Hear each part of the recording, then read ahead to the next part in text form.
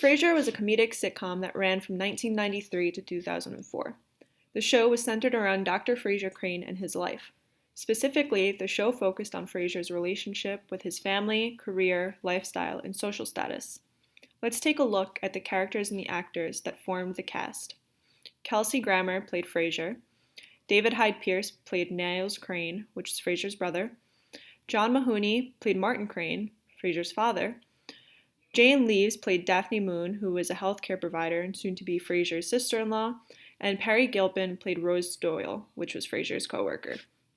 Together, the cast comes together to form an all-white sitcom.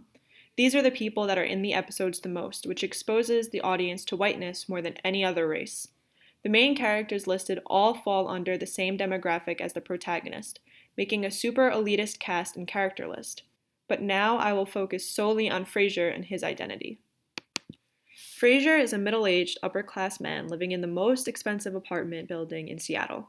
As a licensed therapist, his education is constantly flaunted with special attention to his degree from Harvard. Throughout the show, Frasier constantly parades his upper-class status by belonging to several elitist groups such as wine clubs, an opera board, an exclusive spa, and a private gym, and many more. The protagonist shows how fascinating and rewarding living a lifestyle of luxury can be. More importantly, in all of these exclusive clubs in which Frasier belongs, all of the other members are not only upper class, but white. Such a representation of the upper class perpetuates the idea that whiteness is tied to wealthiness, and in turn that whiteness allows for more luxurious and rewarding lifestyles. In examining class representations in the media, Gregory Mancisos highlights how the wealthy are portrayed as fascinating. As Frasier showcases his wealth and status as a city celebrity, many episodes are usually about the celebrities and superstars from his wealthy world in order to keep the social elite informed with other doings, allowing the rest of us to gawk at their excesses and help keep the American dream alive. When this notion is considered in combination with Frasier's whiteness, fascination, luxury, and wealth are all associated with his racial identity. Looking at Frasier himself, he presents a clear ideology regarding class and whiteness. As Deanna Selnow explains what is popular culture and why study it, all popular media influences viewers' perceptions, behaviors, and opinions. Specifically, forms of mediated popular culture, such as Frasier, present ideas regarding certain groups and cultures. As Selnow explains, an ideology is a cultural group's perceptions about the way things are and assumptions about the way they ought to be. Frasier's status of high class presents the ideology that reality should be lived in excess. People ought to be belonging to exclusive clubs, and they ought to spend their money on luxurious items. Such an ideology erases the realities of all other class statuses. However, viewers will believe this is how reality ought to be, seeing as it is presented through mediated popular culture. Presenting glamorous ideologies about the upper class reduces those who are in the lower classes or working classes to roles of less than or otherness, as seen through the character of Frasier's father. Frasier's status of class is directly conflicted by the presence of his father. Frasier's dad, Martin, is the only variation of class that is seen throughout the show. Martin was a cop before he was injured at work, and even after his injury, he found another job. Martin is a middle-class worker that fits Richard Butch's analysis of the male working-class buffoon in TV. Martin is often showed as dumb, immature, irresponsible, and lacking in common sense, as Butch describes as typical of the working-class man on TV. Martin is often the butt of Frasier's jokes purely because of the different lifestyles. Butch also notes that it is typical for widespread affluence to be exaggerated as well. More lucrative, glamorous, or prestigious professions predominated over the more mundane ones, which is clearly seen in the relationship between Frasier's job and his father's. Frasier's prestigious and glamorous life was highlighted due to the opposite way in which his father lived, which was due to the difference in class statuses. For example, Martin is clearly and constantly shown as a man with simpler tastes, while Frasier is looked at as all the more exquisite in comparison to his father. Preferences in alcohol, beer versus sherry, music, doo-wop versus classical, and so on all serve to paint Martin as the working-class buffoon while elevating Frasier to the status of exquisiteness.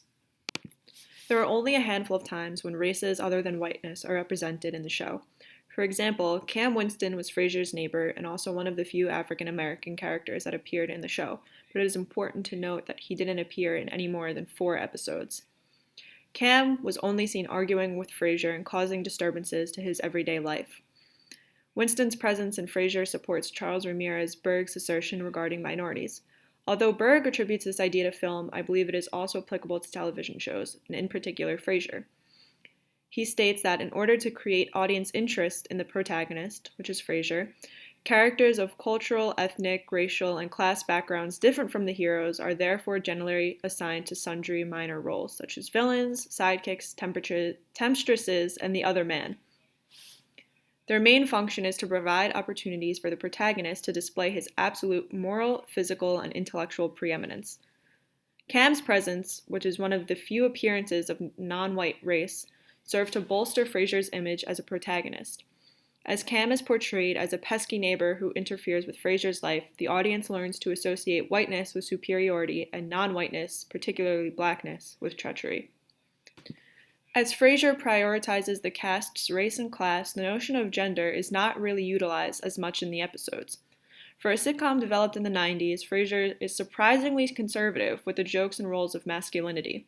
If anything, the show contradicts stereotypical notions of masculinity, as the men in the show are so invested in non-stereotypical masculine ideals, such as opera, sherry drinking, and classical music.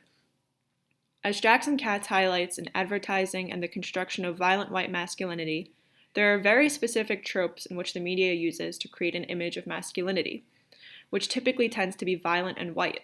Katz outlines 4 specific representations of masculinity: the angry, aggressive, anti-authority rebel, violence as genetically programmed male behavior, the use of military and sports symbolism to enhance the masculine appeal and identification of products, and lastly, the association of muscularity with ideal masculinity. Frasier is absent of all of these ideologies. As stated earlier, the interests of the male characters, specifically those of Niles and Frasier, directly contradict the stereotypical notions of masculinity that Katz mentions, making the show pretty progressive in terms of gender, specifically masculinity.